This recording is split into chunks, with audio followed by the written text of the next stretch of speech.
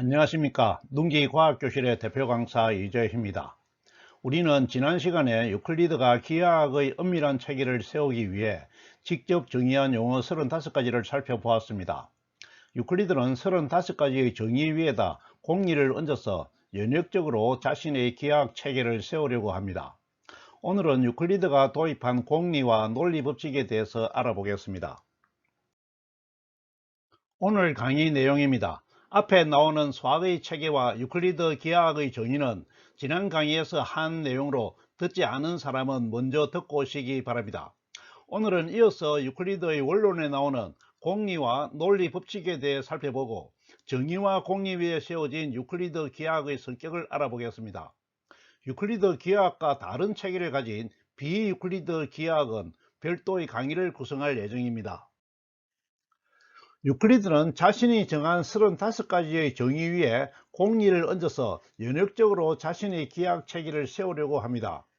유클리드는 자신의 기하학 체계가 논리적인 연역 체계를 갖추기를 원했기 때문에 연역 구조의 기저 가정에 해당하는 3가지 명제를 증명 없이 참으로 받아들이고, 이 부분에 대해 영어 번역본은 let it be granted라고 표현하고 있습니다. grant는 받아들인다, 허용한다, 인정한다라는 의미로 사용되지요. 유클리드는 이것을 postulate라고 표현하였습니다.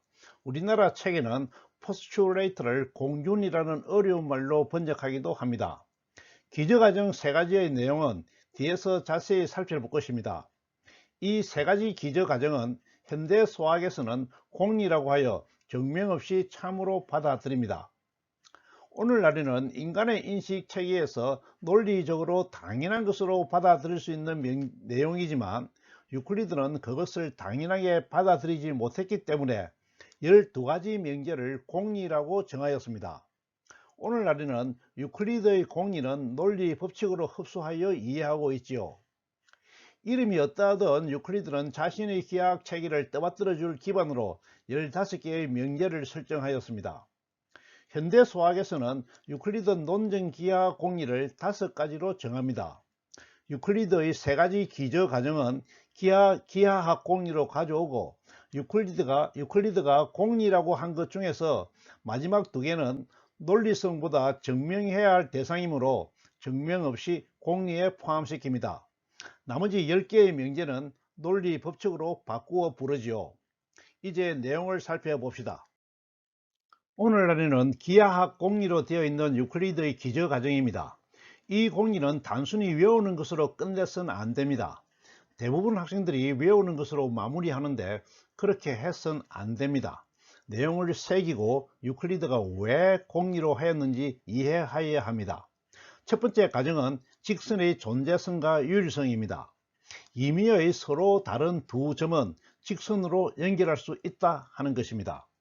유클리드는 직선을 선의 두 끝 사이에서 선이 한결같이 놓여 있는 것으로 정의하였지요.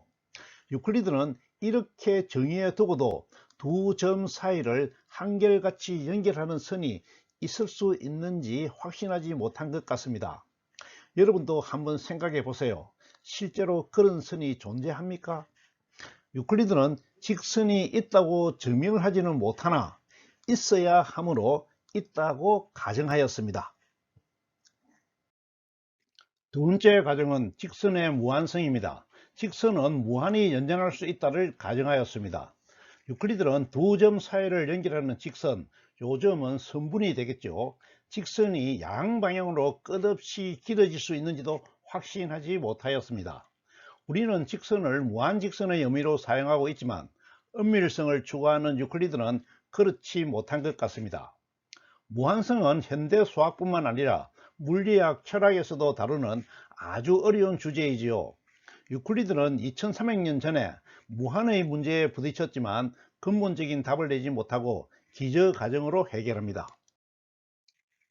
세 번째 과정은 원의 존재성입니다.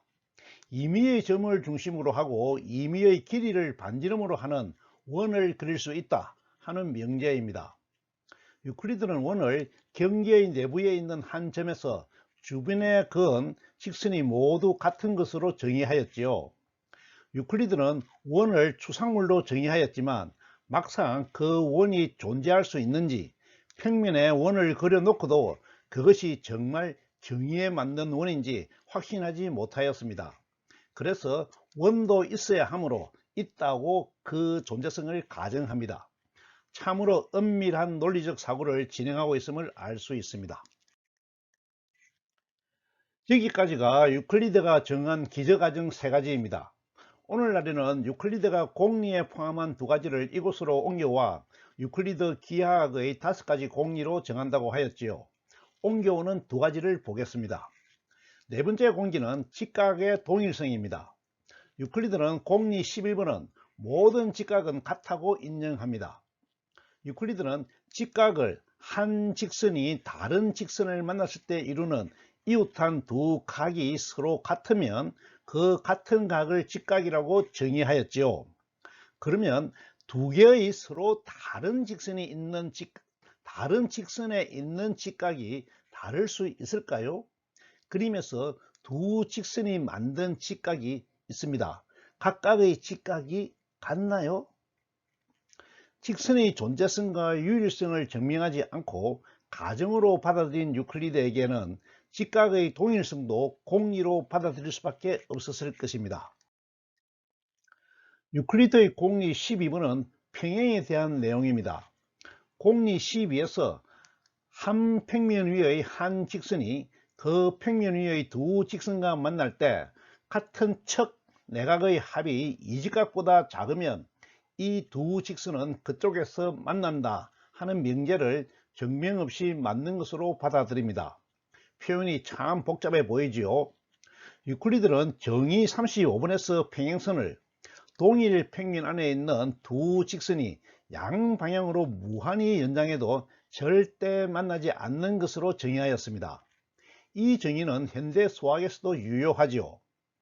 공리 12번 명제는 평행선의 결정 조건이나 성질을 말하는 것으로 증명하여 정리로 만들어야 하는데 유클리드는 증명을 하지 않고 공리로 그대로 받아들입니다.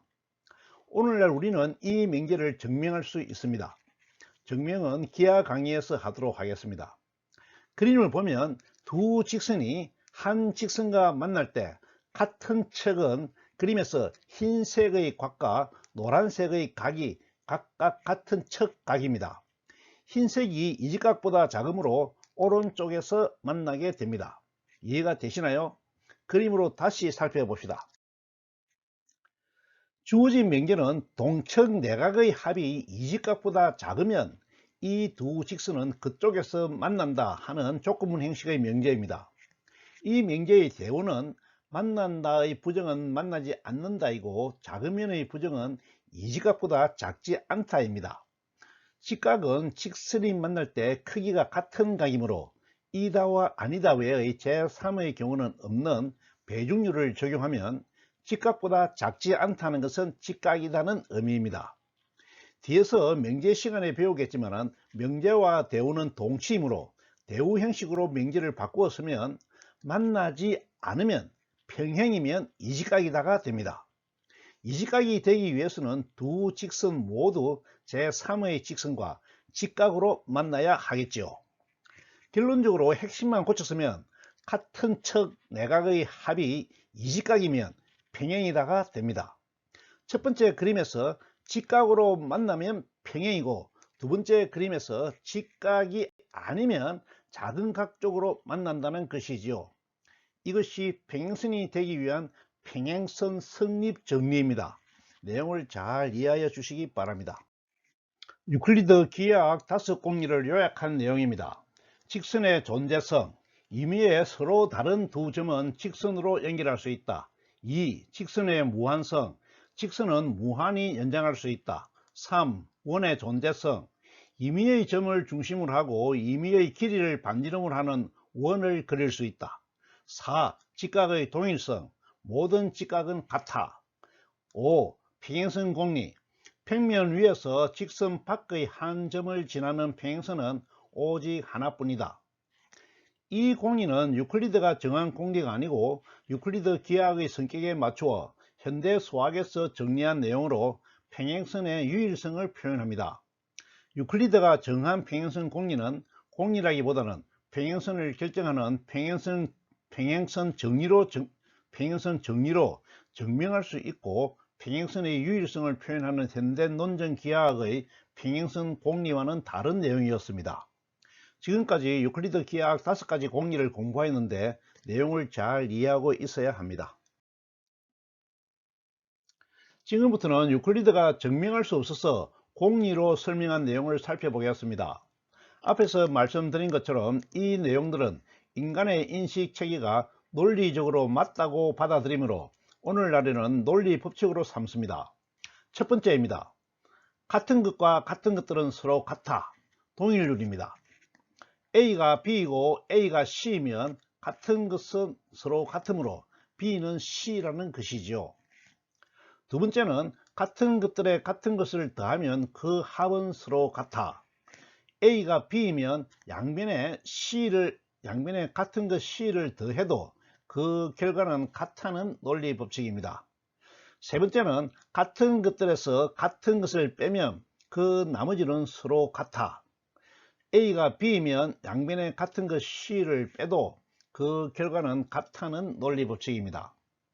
두 번째와 세 번째 논리 법칙은 같은 것에서 같은 것을 더하거나 빼서 다르게 만들 수 없다는 판단 기준이죠.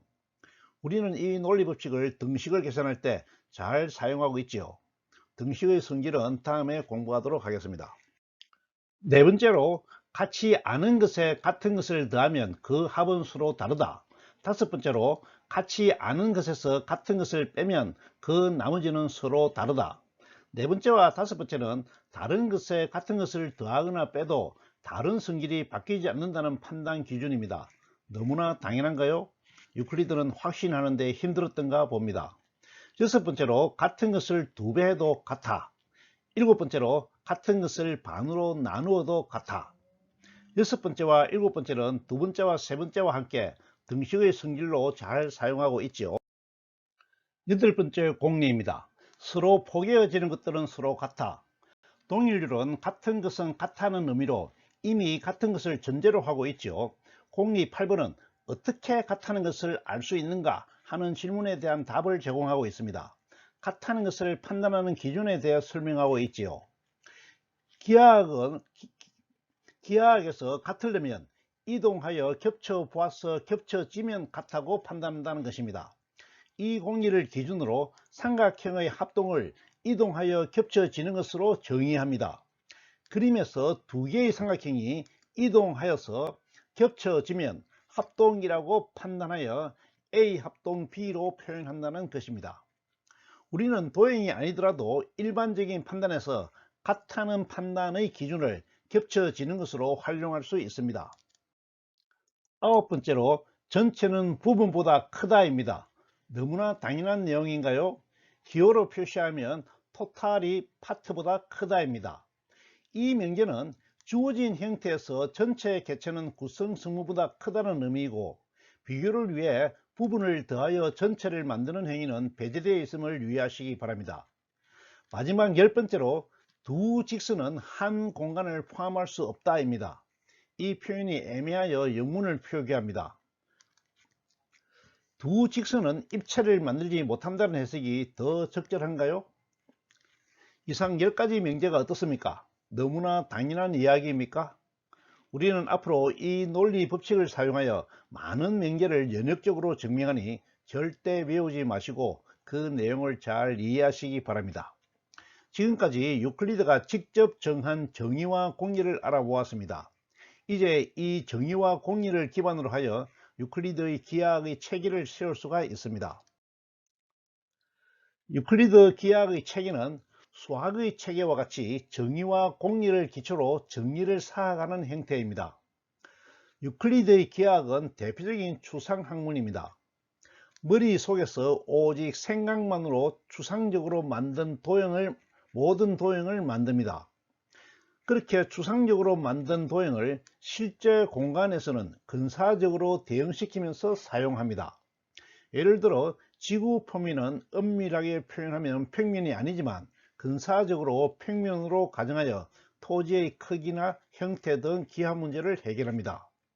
추상과 실제, 근사의 관계를 잘 이해하시기 바랍니다. 유클리드가 정한 정의와 공리의 내용을 바탕으로 만들어진 유클리드 공간의 성격은 두 가지입니다. 첫째가 공간의 균질성입니다. 공간의 어느 부분이든 다른 부분과 차이가 없다는 것이죠. 앞에서 공부하였듯이 차이가 없으면 구분되지 않고 존재하지 않으므로 공간은 오직 하나만 존재합니다. 절대 공간입니다. 이해가 되시죠? 공간이 균질하므로 한국에서의 기하학과 외국에서의 기하학이 같습니다. 실제에 근사로 적용하는 것도 위치를 구분하지 않습니다. 공간이 균질하므로 한국에서 계산한 원의 넓이와 이집트에서 계산한 원의 넓이는 같습니다. 두 번째는 등방성입니다. 균질성은 장소 또는 위치에 대한 구분이라면 등방성은 방향에 대한 성격입니다. 공간의 방향에서도 어느 방향이든 다른 방향과 차이가 없으므로 방향에서도 오직 한 가지 같은 성격의 방향만 있는 절대 공간입니다. 오른쪽으로 바라본 공간과 왼쪽으로 바라본 공간의 차이가 없으며 유클리드 공간 안에서는 왼쪽으로 찬 축구공의 운동과 다른 방향으로 찬 축구공의 운동에 차이가 없습니다. 공간의 균질성과 등방성은 공간에 의해서 매우 중요한 성질이므로 곱씹어서 잘 이해하시기 바랍니다. 지금까지 두 번의 강의로 유클리드가 기하학의 엄밀한 체계를 세우기 위해 마련한 정의와 가정 및 공리에 대해 살펴보았습니다. 논전기하의 도형의 성질에 대해서는 기초수학 강의가 끝난 다음에 논전기하 강의에서 하도록 하고, 다음 시간에는 기하의 대상인 선, 면, 입체, 평면각, 입체각 등의 크기를 숫자로 표현하는 계량화 방법에 대해 알아보도록 하겠습니다. 각의 계량화에서는 단위가 없는 각의 표시법으로 호도법을 자세히 설명하겠습니다. 계량화 강의가 끝나면 다시 수 강의로 돌아가 실수를 완성할 예정입니다. 이상으로 오늘의 강의를 마칩니다. 감사합니다.